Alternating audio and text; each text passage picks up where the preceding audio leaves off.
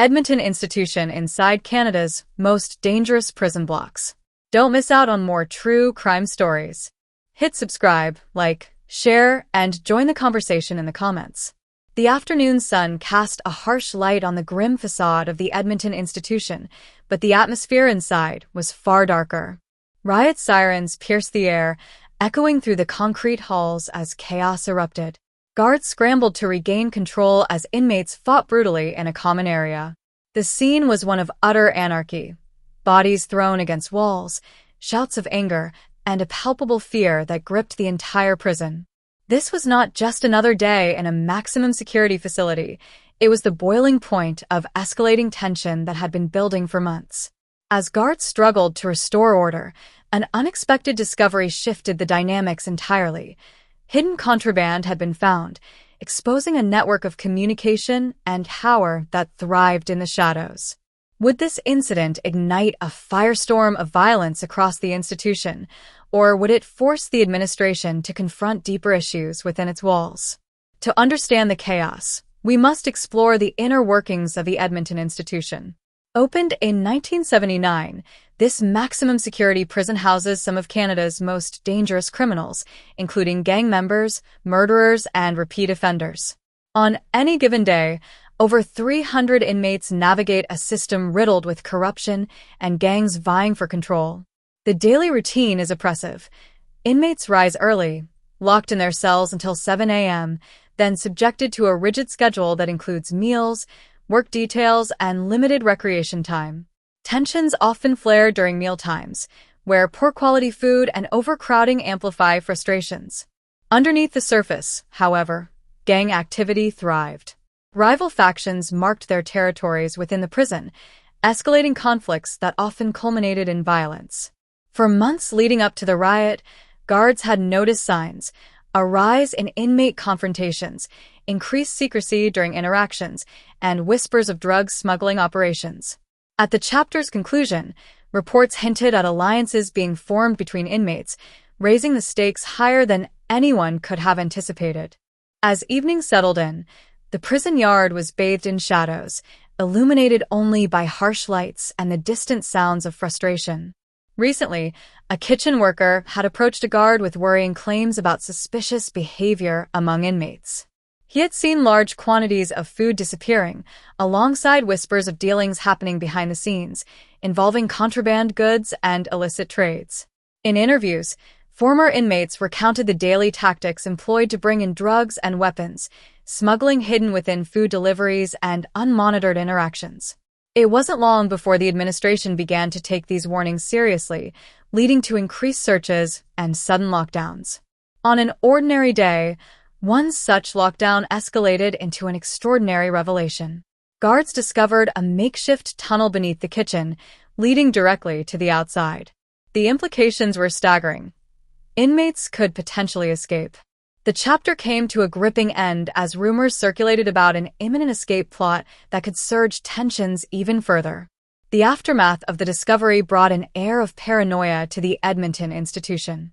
Inmates were under constant surveillance, and early morning wake-up calls turned into aggressive inspections. The central question loomed large: who was involved in the escape plan? Allegiances shifted quickly, friendships faltered, and tensions rose as the guards intensified their efforts to control the situation. Interviews with inmates revealed intricate details about life behind bars.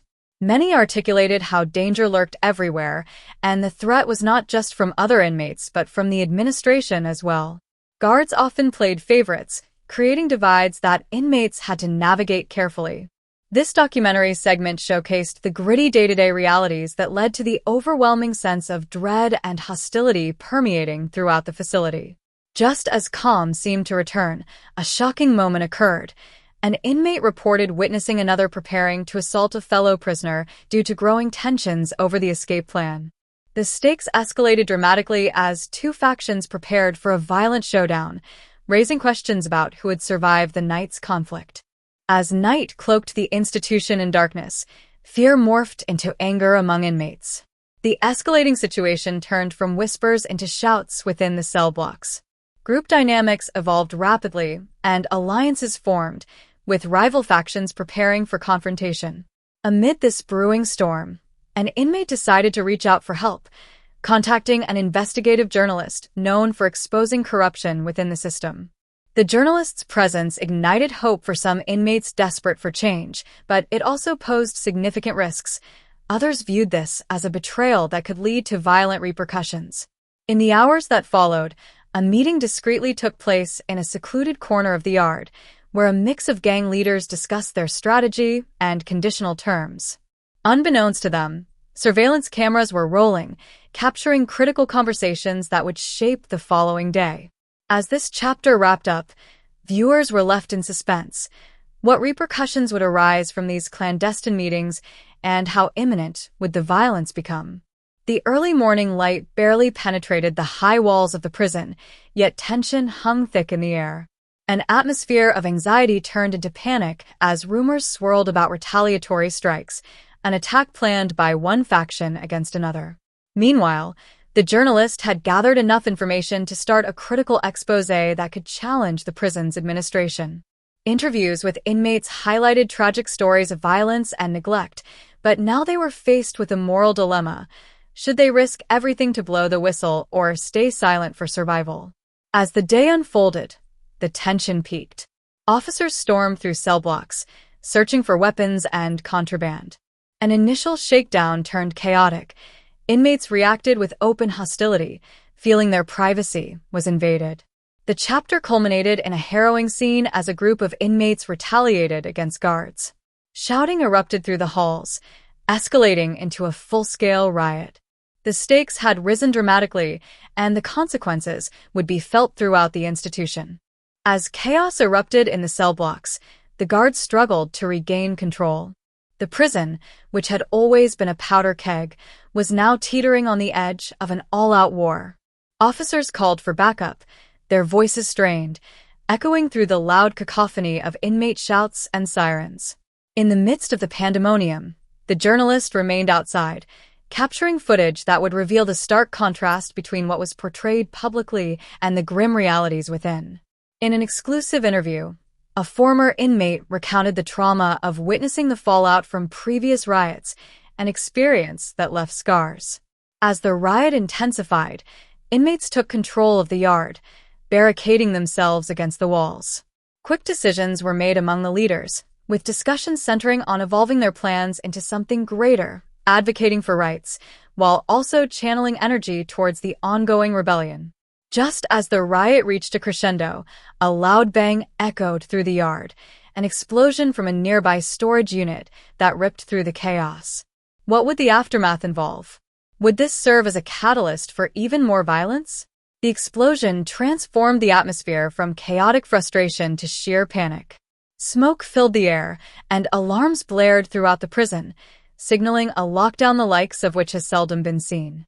Guards scrambled to restore order, while inmates seized the moment to voice their frustrations. As the prison descended into deeper chaos, we turned back to the journalist, who had just received word of a whistleblower preparing to unveil information about corrupt guards and drug trafficking schemes. Despite the imminent danger, this was a chance for real accountability and change, evidence that could potentially expose the decay of the institution from within. But tensions mounted after the explosion. Now both guards and inmates were desperate for control. The search for answers led to further confrontations as rival factions clashed again in the aftermath of both fear and hope. The chapter ended with an eerie silence settling over the prison as reality hit. Trust was lost, alliances torn, and a critical decision was about to emerge from the confusion. Would the whistleblower's story come to light, or would those in power tighten their grip? In the long hours that followed the explosion, the prison's dynamics shifted unpredictably. Fear and desperation fueled uncertainty among prisoners and guards alike.